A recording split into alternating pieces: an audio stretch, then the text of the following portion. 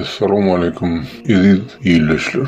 Şuun güsüredim men şu yurdumuzdan gelen baranimizin hatırından başlamakçı.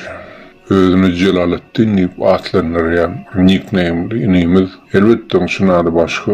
Yönü gep onunla değil.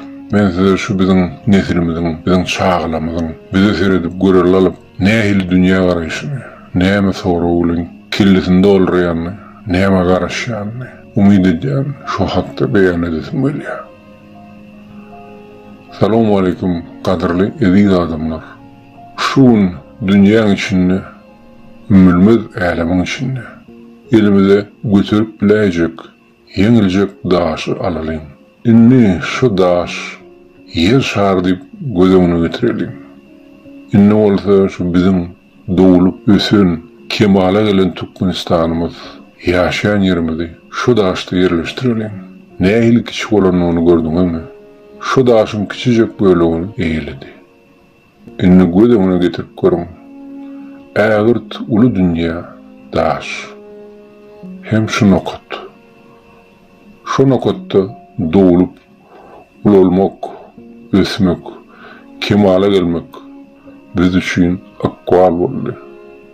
Şununla birlikte de bize çağrılımızdan siyasiyete koşulma deyilen sözde o da bize akvalımız oldu. Yani çağrılımızdan beri siyasetin içinde biz hemmemiz ösüp kemale geldik. Mektebe varanımızda da bu prezident, bu ministr deyip öğrettiler. Yani biz özümüzü bilip baştan vaktimizden siyasete koştular. Biz ulalım ak garanı düşünüp başlarımızda yanlışlıkları, kemçilikleri aydıp başlarımızda da siyasete koşulma deyip her gün şuna koşuyordular.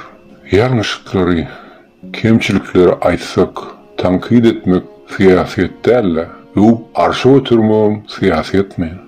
Ne eminni? Dövsek siyaset değil, dövsek siyaset mi? Bizi çağırlıktan her gün bizden sonraman siyasete koşuyorlar. Elimize pasport verenlerine de sonra sayılovlara katlaşıp başlamızda da. Gününü bizi siyasete koşup bize koşulma diyadiler. Bütün halkı siyasetin içinde koşup yine de siyasete koşulma diyadiler. Bizi yani halkı gerek olan vakta oyna olanlar. Başka vakta koşulma diyadiler. İşiniz olmasın diyadiler. Biriniz bilen öz ara davalaşıp aladalarınız bilen boluverin diyediler. Sen şehirli, sen oğulu deyip biriniz bilen öz ara ekçişverin diyediler. Şol biriniz bilen bäsleşip, kejeşip, menki doğru, men bay, sen garip, dine tanış filiş tapçak bolup gezdeyor diyediler. Yolbaşçıların işine koşulma diyediler. Şu devlet büdjetini hemmeniz beriyan sağlıklarımızı, cerimelerimizi, yer assı ve yer üstü bayraklarımızı bir gadana salıp istediğimiz işi iyi otururuz diyediler mi? Yok. Biz İslam naharımızı özümüzü yeriz. Sen koşulma diyediler. Şu siyaset mi? Ya da olmasa alım bilim siyasetini peseltmek o da siyaset mi? Para verip okuwa girýärler. Emma pul yok, enatalar, zihinli çağlarını nimetlerini, şu da siyaset mi? Zat bilmeyenler okuyarlar, bileyenlerim çeyreğe gidiyorlar, okumayadılar.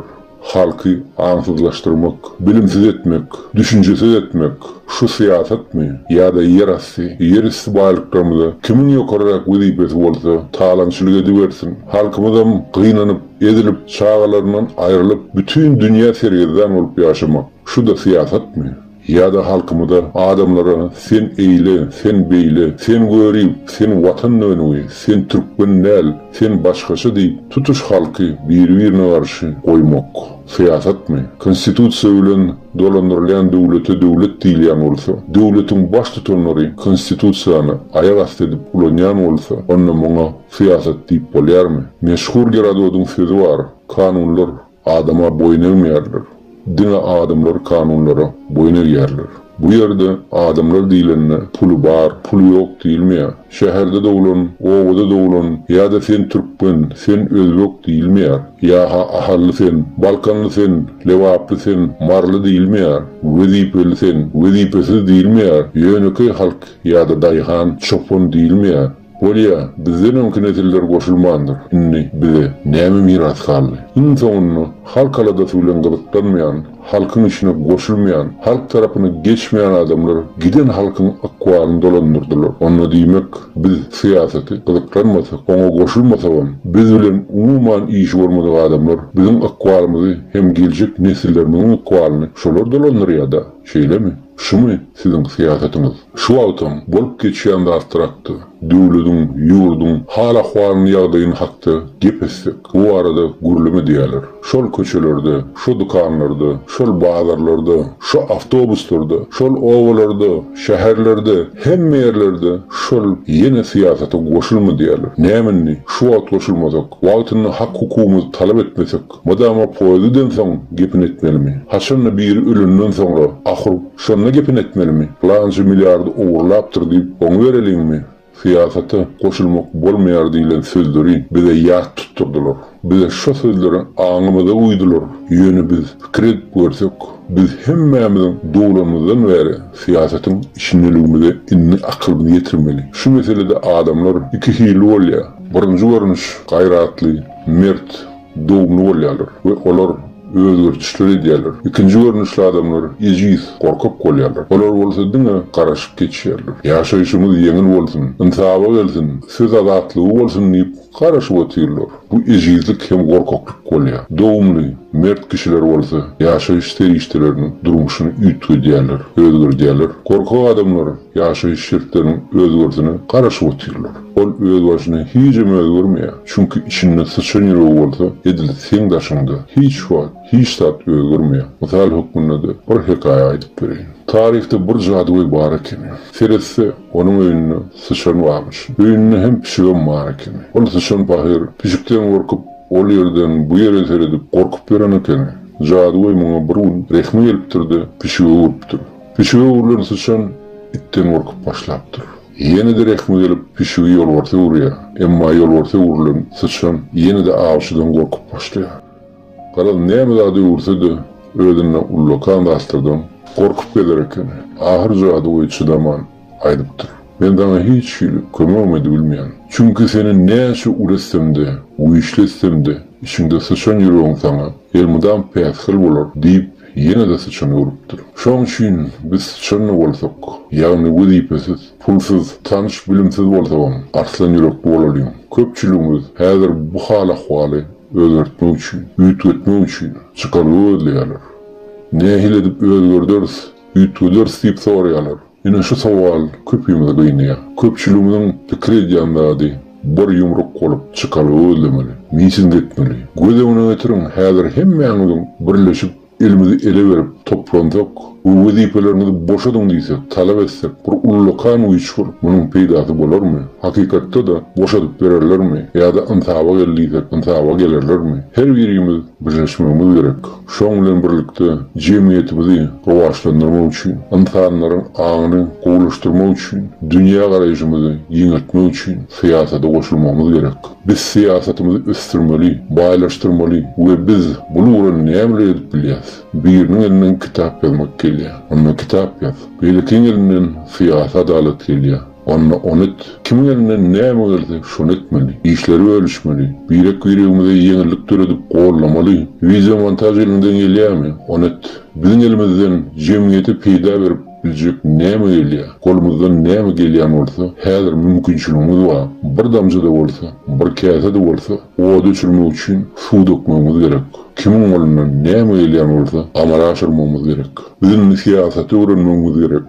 Bugün oýanmaly wagtymyz geldi. Bugün aň düşünjeli bolmaly wagtymyz geldi. Diýilmeli wagtymyz geldi. Şu wagtdan, şu pursatdan başlap oýanalyň adamlar, gözlerimizi açalyň, aň huş bolalym. Şu wagt üçin siýasaty gyzyklanmaýan halky, halk bilen gyzyklanmaýan siýasatçylar dolandyrdy. Açyň gözlerinizi, eziz adamlar.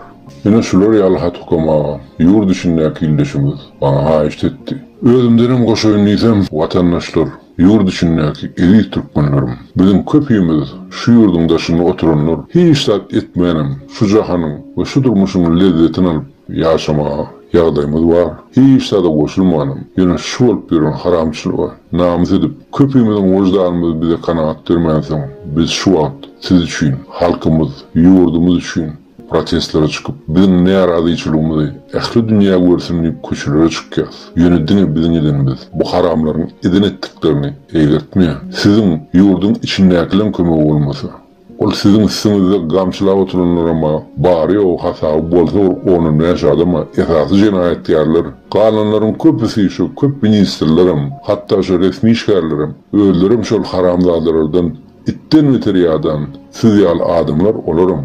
Ana iyileşlerimiz ayda otuyor. Hatta şu levaptaki mitingde çıkanlara polisiyan öğelere yemdiği otuyor. Çıksanız üyüşüp çıkın. O 20-30 adamlar olmasa 10 bunun içinde yok edip ederler. Mesela ehli yurtlarda bolayan mitinglerde polisiya ne diyor? İnha bulay yanı yakınlı Sankt Peterburg'da olan demonstrasyon. Görüyanı mı? Polisiyan korkuşu mu? Bunun yalı iş bilen. Yine bu da olsa bir kunlukta haber sıktı olan vaka. Seredin ha ne edip tutuş şehrin demonstrasyon çıkışına hey bir yekici polisiyan görüyanı şutaydı. Sebep olurum köpüsü bizi yalı adamlar. Öz erkülen sayılan gubernatörünün goruna çıkan adamlar. Sebep Moskva'da oturan Putin'in mafyozunun hükümeti özüne karşı çıkan adaletli gubernatör bolan adamını yalın cinayet bilen yok edesi geldi. Emma yangur arkayını yaşap başlan Habarovsk'ın yaşayıcıları için bu eden ettiklik dine biter gadavını peyda oldu. Bizim hemmemiz üyüşüp şurur yer bu iç olup çıksak. Vayenliler,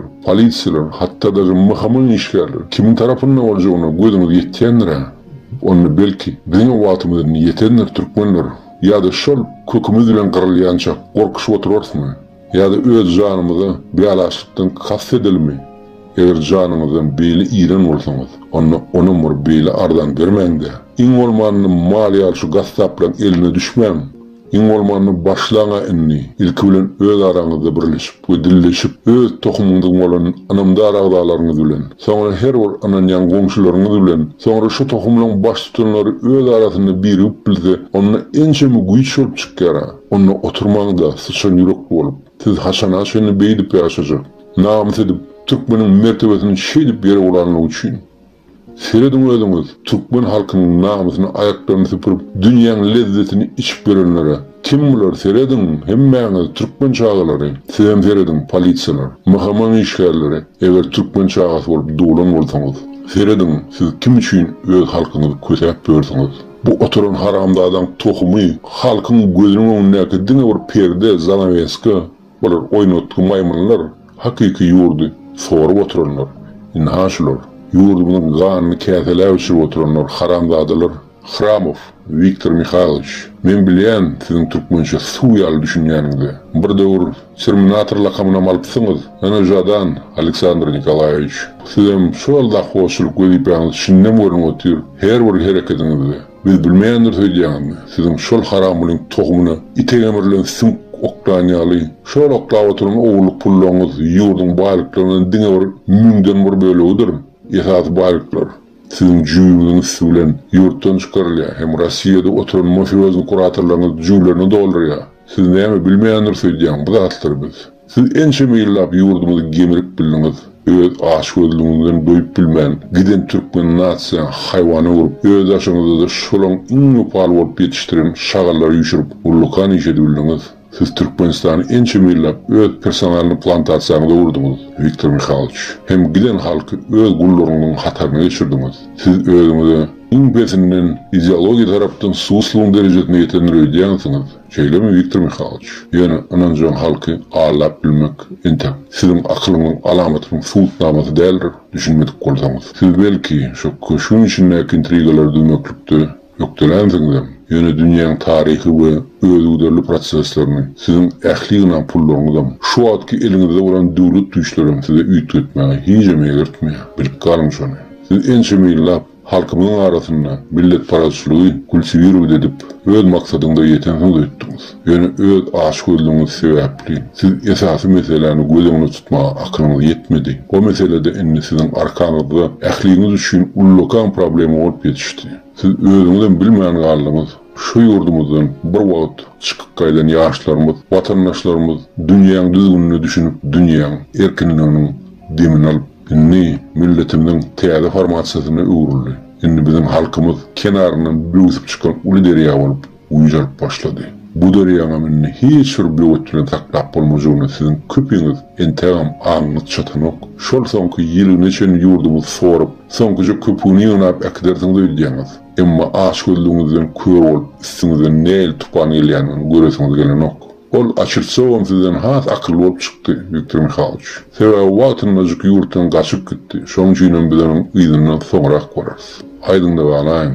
Bizim güýjalan halk derýämiz. Indi her biriňizi uşagyny düýrläp uýabalar. Siz nümlerçe bir salsaňdam. Bilem düşünmän duramda ok.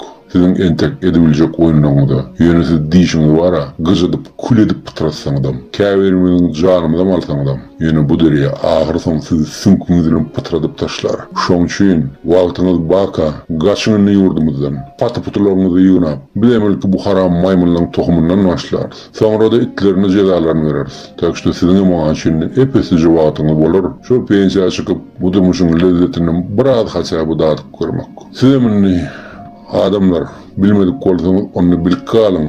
Türkmeni düşman bolan türkmenler serediňini hemmäňiz siz öz şagalaryňyň agdyndan, halkyň agdyndan goparyp öz watanynyň baýlyklaryny kimiň çağalarynyň agdyna getirip salýanyňyzy. Serediňini siz öz şagalaryňyz özüne durmuş ýoluny tapjak bolşuny hem bular ýaly haramdadylyň çağalary biziň halkymyzyň azabyndan peýdalanyp, biziň marşydy görmän, biziň baýlyklarymyza kiyip çekip ýörüşlerini. Şu zatlary görüp namus etmeýän bolsaňyz, onda bara baryňyz üýşüp bir çukura ýykylaýyn. Sebäbi sizni türkmen adyny münafigim diýer. Ine siz hakyky ýurdun halkyň düşmany, watanyň düşmany bolup çykardyňyz.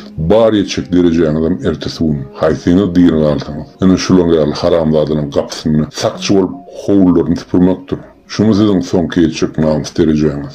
Dünýäde üýtdirmeýän zat ýokdur. Bizim döwletimiz nesip bolsa üýtdir. Nesip etdiginden bizim geleceğimize, nesillerimize gudret güýçlüğüm hukman bir täze we adalatly durmuş berer. Ýöne ýatanyşygy iými ýokdur, iýleşler. Siz özüňizden bilýänsiňiz, onu bestirini galan ayaga, türkmen toprağynyň namusşyň nesilleri. Hemmämiz üýşüp bir ullakan derýä kimin bu haramzadalyň kellelerinden ýenerin. Eşdiňini öz şagalaryňyzyň sesini, şolaryny size sorag berýär, şolaryny sizin jogabyňyza garaşyp otyr.